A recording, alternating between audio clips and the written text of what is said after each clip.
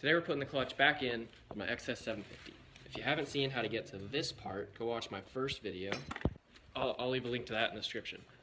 I laid out all my parts on the table just so I can visualize how to put them back in. Alright, so I got these new plates and I soaked them in oil for a night. You don't need it more than that. And this is where we'll start. Alright, so first we put on one of these. Alright, and then put on a steel one. Alright, and then just alternate. Make sure these sit flat, because if they're like bent, you'll need to order new ones. Okay, so I put in 7 new ones, and I'm counting 7 old ones. Alright, so we're good there. I'm reading the manual as I go, so it should make sense, but there's a little, the manual's kind of outdated too, so. Okay, so clean this piece off, and then there's little arrows there, and then they correspond with those arrows, there. Slides on, matching up the arrows. Okay, so now just take 2 of these and screw them in, just so it holds it in place for a sec. Yeah, just lightly put them in, and now you can align the plates up here, make sure they're all in the same spot. Because you need a special tool to line them up, I'm just gonna eyeball it and hopefully it works. So all the rest of the screws, just lightly again in a alternating fashion. You need a torque wrench for this. The manual says 6 to 7 foot-pounds, so that'd be 2 inch-pounds. So between 60 and 80, and then 2 pounds. So I screwed my clutch adjuster in almost all the way, just so I could screw these in to the 72 foot-pounds. I set a socket there to hold this in place while I tighten up the torque wrench. All right, I don't quite remember which one of these washers goes on, but the picture, oh, maybe it didn't. Wait, where'd it go? It looked like that one in the picture. Watching my last video, there seems to be no washer here. I don't know if I'm just crazy or stupid or what. I did this so long ago too that I don't remember. All right, broke this clip off, not putting a washer behind it.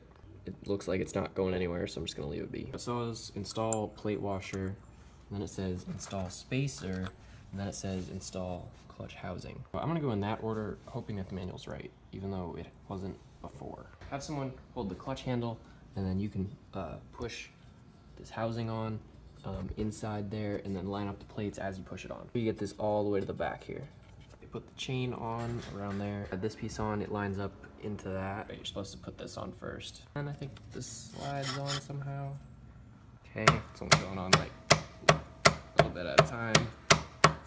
Okay, I think that's in all the way. You gotta line it up, make sure that's all connected. This housing sits like this. These bolts on the outside need to go to like 17 foot-pounds. All I have is Allen wrenches, and they don't go on there. Here is the old crankcase. This goes on next. I have a new gasket here too. It's backwards. All right, that's on. Screw some bolts on. Not all of them though. Don't forget this little clip here. Behind this is just that big washer. This is tight, so this doesn't come out because I missed that, and I got it now. And then somehow this clip right here somehow slides into there. That clip is very frustrating, but just put it on one side and then work your way around and it should go in. All right, use a cheater bar to put the rotor on, and then use a torque wrench to get it up to 29 foot-pounds or a little bit below that. And then put all the bolts on, put these back on, make sure this goes into the magnet itself, I think, and then put the oil filter back on. All right, once you got your oil filter on tight, pour oil in it. The manual said 2040 oil, but I couldn't find that. So 2050 oil was the next best thing. It takes 3.7 quarts if it's being empty, so I'm gonna pour that a little bit less than it maybe. Also, don't forget to put the fuel pressure switch back in. It's like a sensor. I forgot it because I didn't think I needed it. Turns out I do need it because it just plugs up a hole, and I started it and it just started leaking, so make sure you have that. The oil leak was out the bottom side of the gasket, so when you put the gasket back on, make sure you scrape off all of the excess gasket, the old one, with a razor knife. I wish I kept everything a little cleaner when I did that.